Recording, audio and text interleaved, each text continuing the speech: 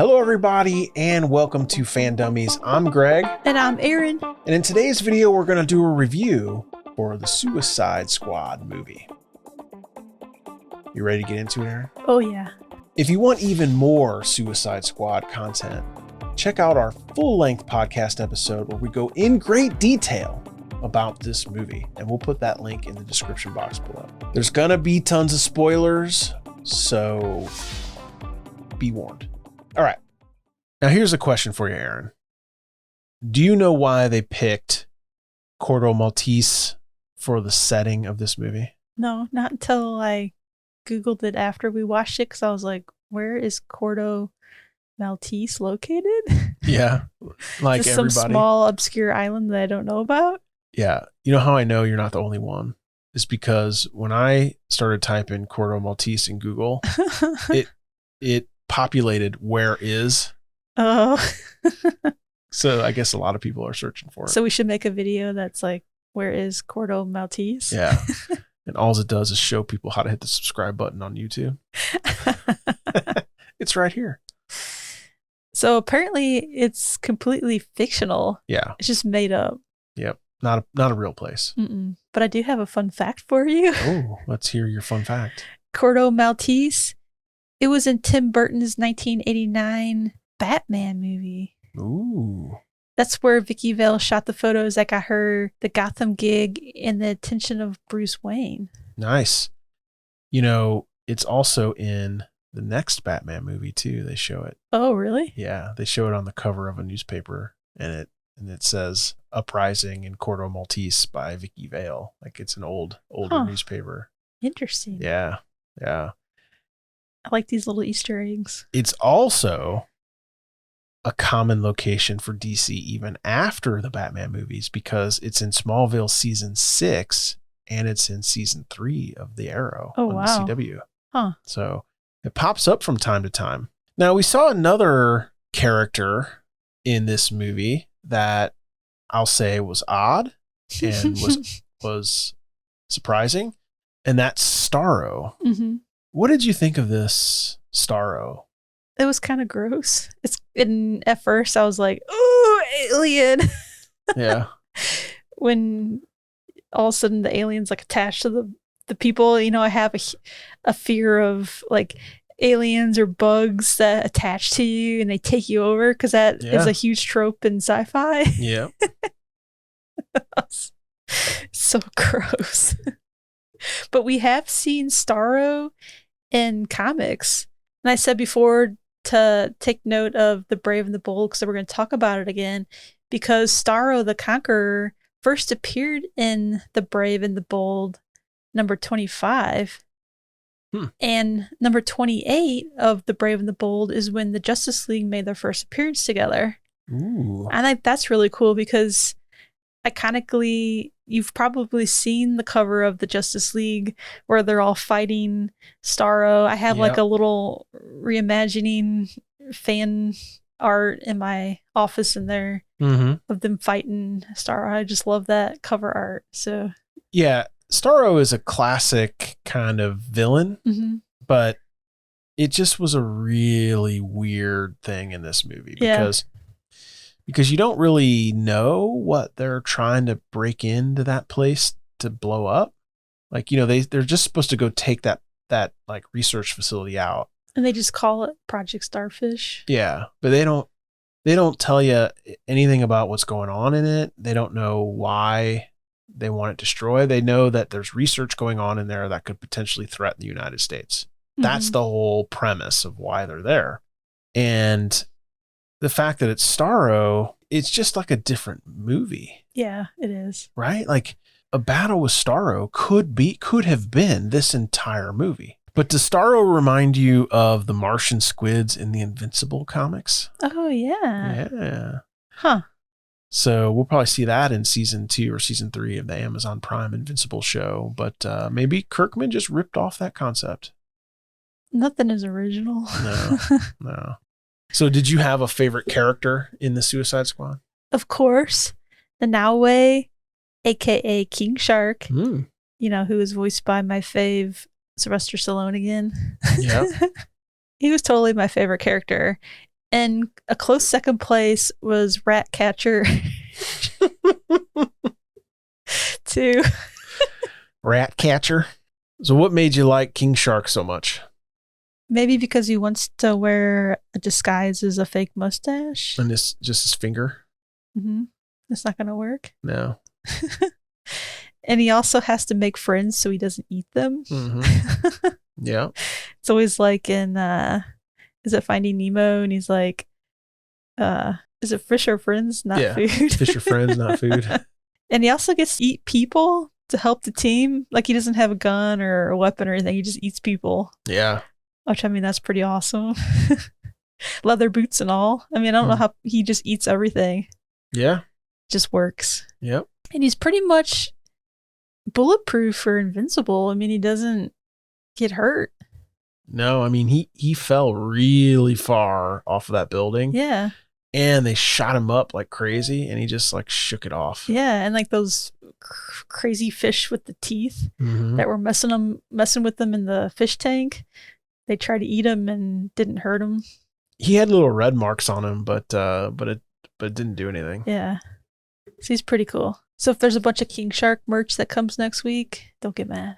I won't get mad. Okay. I really liked Peacemaker. Peacemaker. Every time you say that, I'm like, what?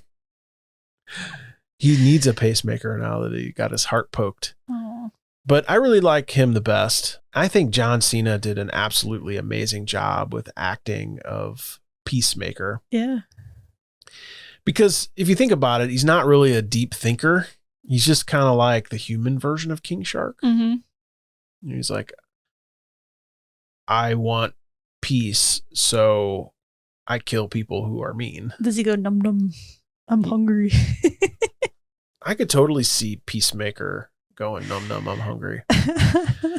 They just make him smart enough to do the job. Yeah. And I really think that this is a character that John Cena can really play. Like he probably could do more, but this kind of brutish character who's not real bright, he just nails it. I don't know what to say. He's just good at it. Yeah, James Gunn, I think he did a really great job getting me to like some of these characters, even though they're not the well-known DC villains that we know from all the other movies. Yeah, like any known, not even like well-known. I mean, they had to dig these suckers up. Yeah, I guess we knew Harley Quinn. That's probably about it. Yeah. It's kind of like the Guardians of the Galaxy. He took these, lesser known characters. We didn't know anything about them going into Guardians of the Galaxy. But by the time we watched the first movie, we're just in love with those characters and we're just like, give us more Guardians. Yeah. I think that's kind of what he's doing to the Suicide Squad. Yeah, I just think there was just too many characters. Yeah. And I think the characters that we got the mini backstories on, I think that's why I like Ratcatcher and King Shark. Yeah, King Shark. And like Bloodsport, we get those mini backstories on them, which I think helps. Because I think when the characters died and we didn't have any knowing of like who they were, you were just like, oh, like there's no emotion. Somebody died. Like when TDK died or Mongel or, Savant, we're just kind of like, oh. But when you have like that little mini backstory on them and you know a little bit more about them, I think you're a little bit more attached. Yeah. I just don't know where these villains came from. Like, is there some sort of like DC database? And I say this a lot on these type of movies where they're just like picking random, like just like random character generator where it just pops out like, oh, Polka Dot Man. I think in order to kill some of these people off, there has to be no chance that they'd be used as a major part of a movie. Well, I think there is no chance. Well, we do know that the Flash movie is going to be about Flashpoint, so it could open up all these characters to come back. It's not set in stone ever. Yeah. Yeah, for example, why did Javelin give his javelin to Harley Quinn before he died? No idea. And he died before he could even say what to do with it. Yeah. Which was kind of weird as well. And Harley had that javelin up until the very end. And that's, where she did stuff with the javelin. Yeah. I mean, she just grabbed it on her way out, though. It was just an opportune time. Like it was leaning up against the wall as she was breaking out of the prison. So they left it there for her. They didn't leave it there for her. It's just that someone picked it up on the beach. So when they captured her on the beach, one of those people brought it with them? Yeah. Ah. Yeah, brought it with them and then must have just leaned it up against the wall because, I mean, it's just a pointy stick. Yeah, it's coincidence. Yeah. But, Javelin doesn't have any powers, so I really just think he was about to say, like, poke someone with this. I mean, what else could he say? Like, take this javelin and stick the pointy end inside of people that are mean. Yeah. It's no point. Yeah, it really does seem like it's just way too many characters. I wish they would have spent a little bit more time developing the story. Mm-hmm. Yeah, I think the story's just kind of weak, and I wish it was just a little bit more complex. For sure. I do like the way that they split the Suicide Squad up into the A team and the B team. Mm-hmm. I wasn't expecting that. And when the first team went in and they just got demolished right away, too easily. And then all of a sudden it was like, and there was another whole team on the beach again. I was like, okay, this makes sense. Because when we kept seeing all the promotional material for this movie, I just couldn't figure out how they were going to put all these people in one squad. Right. It just didn't make any sense. Yeah, it seemed like a lot. Mm-hmm. I guess it gave us the ability to see some of these more obscure characters that we probably will not see ever again, like Weasel or TDK. And I guess, is that just fan service? I mean, what do you call that? I mean, I guess. It must be.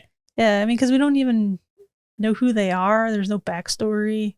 It's just like, oh, Nathan Fillion is friends with James Gunn. Here's a job. Pretty much. I mean, I'm just going to say it. The story was horrible. Like, it didn't even qualify as good. It was terrible. There was no story. There was no story at all. Mm-hmm. They get dropped off, and their job is to go demolish this building. Yet they get dropped off like really far away from it. They don't have any means to destroy it. Like, they have no tools. They have the entire might of the United States military that it's just a single building. We could have destroyed it from space. You know what I mean? Like, yeah. It just absolutely makes no sense. The story makes absolutely zero sense.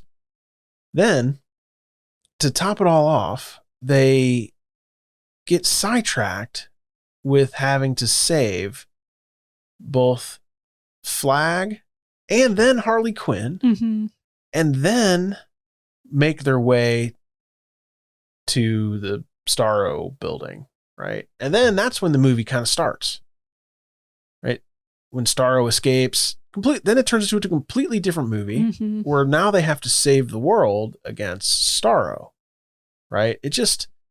And keep all the evidence hidden. It's just the weirdest thing. It's the weirdest story. I mean, what they should have done is they should have sat these people down and said, your mission is to save the world. These people have Starro, who is an alien that can take control of people.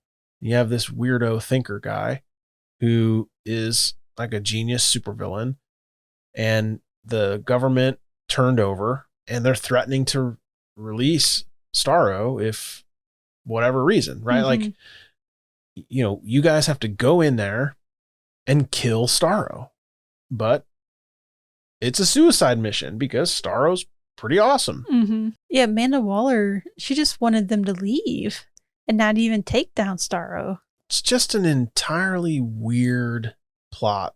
Like, James Gunn should not write movies. I don't think, because he was responsible for writing this primarily. And I just don't think it was any good. I honestly think the story was really bad. And I wasn't expecting Shakespeare. But what I did get, though, is I got cinematography on a level that is you don't see. Like, the movie itself was awesome. Like, the explosions, the cinematography, the comedy. the gore, the twists and the turns, how they kill everybody in the camp to try to rescue Flag, and then they're not bad guys. I mean, some of that stuff was just amazing. It's just that the story had no plot. That was the problem. And because of that, I found myself bored for a lot of this movie. So I don't know. I don't know how this is not Guardians of the Galaxy. You know, like, how did it not get that far? Because Guardians is brilliant. Anyway, I know that was a little bit of rant, but I really do think like this entire movie was just a big middle finger to Disney. It was just James Gunn saying, hold my beer. Like, watch what I can do if they just let me do anything I want. He made cinematography for cinematography's sake. I mean, Harley Quinn had flowers coming out of her butt when she was fighting. The whole movie was not like, they didn't break the fourth wall ever. And all of a sudden it turned into this weird flowers around her. I think, remember in Birds of Prey, there was a lot of that kind of stuff going on. I get it. But until that point, this movie had been very serious. Like, there was no elements like that can be explained in the show. Yeah. Like, this was like a CGI thing just out of nowhere. Yeah. I guess right? I mean, it's kind of like Harley Quinn's thing. I get it. But, So you know, they it's mixed just, it in. you know, it's just two different kinds of movies. Yeah. If you're going to have a serious movie or you're going to have a movie where flowers come out of Harley Quinn's butt. I mean, I get it. It's like Wonder Woman 1984 all over again. Exactly. Versus the first Wonder Woman. You're either going to make a movie where the fourth wall's not broken and you're watching a movie, or you're going to have something where you're just going to oogle the cinematography and just go like, you know, like when they walk through the smoke, when it just rains out of nowhere, like it's really just so it's like foggy. Just so they can shoot those shots. Yeah. Right. There's just no other reason for it. So let's give this thing a rating because I think people are picking up what I'm putting down here. You go first, Erin. Yeah, I would give it a 3.5. Okay. I really wanted to like the movie more. I was pretty excited about new characters, which I still like the new characters. I'm just so over having the same old Superman, Wonder Woman, Batman. Maybe how many movies do we need with those people? Yeah. So I thought, you know, it's always fun when we have new characters, even though they're villains. But the movie, it's just not really my type of humor. Yeah, it's like The Boys. Yeah, but less funny. Yeah. And when you're watching people get, you know, blown up over and over or killed, it just gets old really fast. Like, I don't know how many people I need to see their heads explode or body parts fly off or whatever. It's just not what I typically would pick to watch. Right. I mean, in little bits and pieces, that's fine. But in a long movie, it just, I don't know. It's just not what I like. But I did really appreciate the cinematography of the movie. I found myself watching every scene just for that, I think. Yeah. And going, oh, this is pretty neat. Like, how did they come up with that shot? Because there was some pretty unique shots and like angles and color grading and all that. So I was watching it, I think, more for the artistic look and edits of the film. That sums up my thought exactly, honestly. I would have given this a 2-star or 2.5-star. So I did not like this movie. I liked Tomorrow War better. I thought the story for the Tomorrow War was better than this. Now, the cinematography wasn't as good. But what I did like about this movie is exactly the same as you. Like, it is a school of cinematography. Every shot that you can do, James Gunn did. I mean, there's the slow walk through the smoke. There's the overhead. There's the jump out of airplanes. There's the underwater. There's the battlefield. The battlefield scene was pretty neat. Yeah. Like the lighting, and then it was like kind of raining, foggy. I felt like I was there. The racing through the streets of town.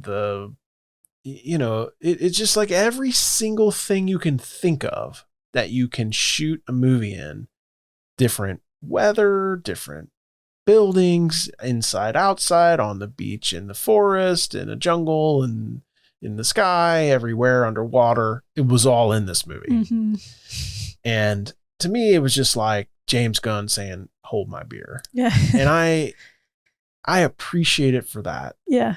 Had this had a good story, it would have been a 5-star movie. Yeah, that's what I think as well. So, yeah. But unfortunately, 3.5 is, that's a stretch for me. So, I just did not like it. Mm-hmm. Yeah, I think the big bad Starro wasn't a big enough bad. It was weak. Starro doesn't talk. Just has like those little mini Starros that pop out and take over people, which doesn't even seem that threatening either because, like the main characters were able to keep the little stars off of them. Yeah. But then once the people got them, they were just kind of like really slow zombies. So they weren't scary at all. Right. Like I think if they would have came after them and actually like attacked them or something or moved faster, I think it would have been a lot scarier. Yeah, Starro should have been pumping those little things out the entire time. It just hundreds and hundreds and thousands of them. Yeah. But yeah, they weren't even bothered by those. Yeah. They were like, smack, shoot. Yeah. Put a mask on. It seems like those little stars, do they ever grow up to be big stars like Starro?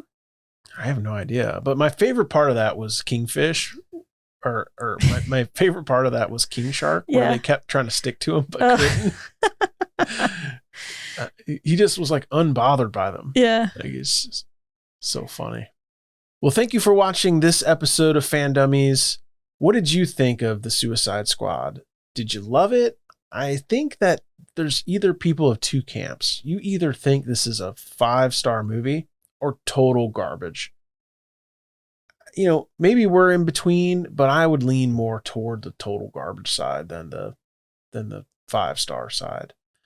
Well, tell us what you think in the comments. Either way, we would love to hear it.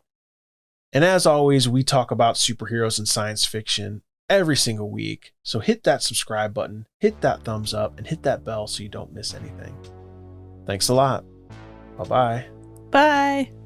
Don't forget, we have tons of other DC content that you're gonna love, and we might even actually have some Suicide content, but just look up here. All right, thanks.